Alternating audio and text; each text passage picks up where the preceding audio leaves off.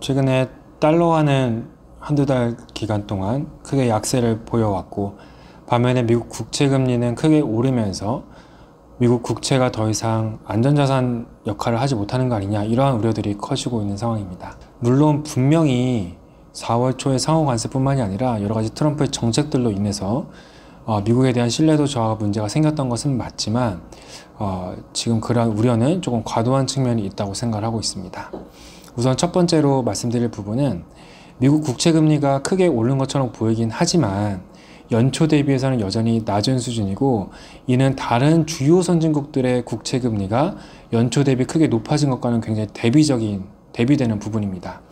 그러니까 미국 국채 금리만 오른 것이 아니고 어떻게 보면 연초 대비로 보면 다른 선진국 금리가 오히려 더 올랐다는 것을 알 수가 있습니다. 대표적으로 일본, 독일, 영국 다 마찬가지입니다. 달러화 인덱스와 미국 국제 10년물 금리의 괴리를 보여주는 그림이 어떠한 미국 국제 안전자산 지위의 상실에 대한 리스크를 잘 보여주는 그림으로 많이 활용이 되고 있는데, 사실 이 달러화라고 하는 것은 다른 어느 통화와 마찬가지로 결국에는 다른 통화 대비 달러화의 가치입니다. 그렇기 때문에 사실 엄밀하게는 미국 국제 10년물 금리만 보는 것이 아니라 미국 국제 10년물 금리가 혹은 미국 국채의 다른 만기의 금리가 다른 선진국 대비 어떠한지를 보는 것이 더 중요하다고도 볼 수가 있습니다. 이 달러와 미국 국채 10년물 금리만 놓고 보면 괴리가 너무나 극심한 것처럼 보이긴 하지만, 미국 국채 금리가 독일과 일본의 동일 만기 국채 금리 대비 오른 것을 좀 확인을 해보면, 그림에서는 이제 노란색 선으로 표현이 된 것인데, 이 노란색 선으로 표현된 것과 달러화 지수를 같이 보게 되면 저희가 우려했던 그 미국 국채 금리와 달러화의 괴리가 조금은 과장됐음을 저희가 확인할 수가 있습니다. 최근에 달러화 약세는 단순히 미국 금리가 오르는 상황에서 벌어졌다기보다는 다른 나라의 금리가 또 큰 폭으로 올랐기 때문에 달러 가치가 어느 정도 하락했다고 볼 수가 있을 것이고요. 미국 국채 금리가 최근에 많이 오르긴 했으나 연초 대비해서는 여전히 낮은 수준을 유지를 하고 있기 때문에 달러화 표시 국채가 안전자산 지위를 상실한다는 우려는 다소 과도하다, 이렇게 좀 보고 있습니다.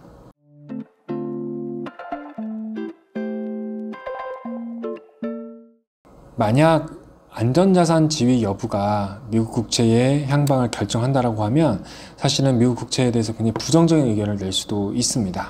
근데 저는 이제 국채의 안전자산 지위 여부보다는 트럼프의 정책이 미국의 성장률 전망에 어떠한 영향을 미치는지가 핵심이라고 보고 있습니다. 올해의 국채금리의 급등락도 대부분 이러한 정책의 성장률 영향으로 설명이 가능합니다. 4월 초까지 상호관세로 금리가 큰 폭이 하락한 것을 저희가 볼 수가 있는데, 트럼프가 취임한 이후로 멕시코와 캐나다 그리고 중국, 더 나아가서 글로벌 상호관세를 발표할 때까지 미국의 성장률 전망치가 급속도로 하향 조정되기 시작했고, 이러한 부분을 반영해서 국채금리가 크게 낮아졌던 겁니다. 반대로 4월 중순 그리고 5월 들어서는 미중이 관세 관련해서 시장 예상보다 더 원활한 협상을 이루어냈고 감세 정책을 적극적으로 추진을 하고 있기 때문에 이러한 부분들도 성장률 전망에는 긍정적인 요인을 작용을 하고 있습니다. 그래서 지금 미국 10년물 금리 기준으로 상호관세 부과 이전보다 금리가 더 높아진 상태인데, 이 부분은 결국에는 관세가 완화될 것이라는 기대, 그리고 감세로 성장 기대가 높아질 것이라는 또 다른 기대가 겹치면서 금리가 큰 폭으로 반등했다, 이렇게 볼 수가 있겠습니다. 그래서 최근에 금리 급등은 단순히 국채의 안전자산 지위가 약화되면서 금리가 올랐다라기보다는 미국의 성장률 전망이 개선되면서 올랐다, 이렇게 판단을 하고 있고요. 앞으로 하반기에 금리 전망할 때도 중요한 점은, 그러면 이러한 성장률 전망의 반등 추세가 지속될 것이냐, 아니면 성장률 전망치가 다시 둔화될 것이냐, 이거에 따라서 저는 국제금리의 방향성이 하반기에 결정될 것이라고 보고 있습니다. 결론은 미국 국제 10년물 금리의 방향성은 지금 당장은 국채금리 상승 쪽으로 작용을 하고 있지만, 사실 여름 지나고 4분기로 가면 갈수록 트럼프 정책의 성장률에 부정적인 영향을 미친다는 인식이 커지면서 금리 방향성도 다시 하락 전환할 것으로 보고 있습니다. 아직 시장이 충분히 반영하고 있지 않는 부분 두 가지를 설명을 드리면, 첫 번째는 관세가 다시 재발할 리스크입니다. 물론 법원에서 트럼프의 상호 관세를 어느 정도 불법적이다라고 판결을 내린 부분은 있지만, 여전히 트럼프는 다른 도구들을 통해서 관세를 부과할 수가 있고, 최근에 철강에 대해서 50%로 관세를 올린다든지, 아니면 유럽에 대해서 50% 관세 협박을 한다든지, 이러한 뉘앙스를 볼 때는 7월달 대부분의 상호관세 유예기간이 종료가 되는데, 그 시기가 되면 관세의 불확실성은 다시 커질 수 있다, 이렇게 보고 있습니다. 두 번째 요인이 사실 더 중요할 텐데, 반이민 정책 관련된 부분입니다. 관세와 감세의 모든 시장이 이목이 집중되고 있지만, 경제에 중요한 영향을 미치는 정책 또 다른 하나는 이민 정책입니다. 이민자가 미국으로 들어오는 숫자가 굉장히 급감을 했고, 기존에 있던 이민자들도 비자 등의 문제로 다시 미국을 나와야 되는 상황들도 벌어지고 있는 상황입니다. 이렇게 미국에서 일할 사람들이 줄어들게 되면 성장률에는 굉장히 치명적인 영향을 주기 때문에, 이러한 효과들이 빠르면 올해 하반기 내년부터 더 본격적으로 나타날 것으로 보고 있습니다. 만약 그런 조짐들이 조금이라도 관찰되게 되면 저는 국채금리가 경제 성장률 둔화 가능성을 반영을 하면서 다시 하락 전환할 것이다, 이렇게 좀 판단을 하고 있습니다. 또한 저희가 감세를 볼 때 감세가 재정 적자를 키워서 국채금리를 밀어 올린다라는 우려들이 굉장히 큰데요. 사실 이제 감세로 인한 재정 적자를 얘기를 할 때는 저희가 관세 수입은 대부분 빼놓고 이야기를 하게 됩니다. 그 두 개가 완전히 다른 정책이기 때문에 감세로 인한 재정 적자 증가분만 저희가 보통 보게 되는데, 실제로는 관세 수입이 감세안으로 인한 재정적자 증가분을 상당 부분 상쇄할 것으로 보여집니다. 이런 부분들까지 감안을 하게 되면 실제로 재정적자가 늘어나는 폭이라든지 그것이 성장률에 미치는 효과가 그리 크진 못하고, 오히려 반이민이나 관세 충격 여진으로 인해서 성장률 전망이 계속 둔화될 것으로 보고 있습니다.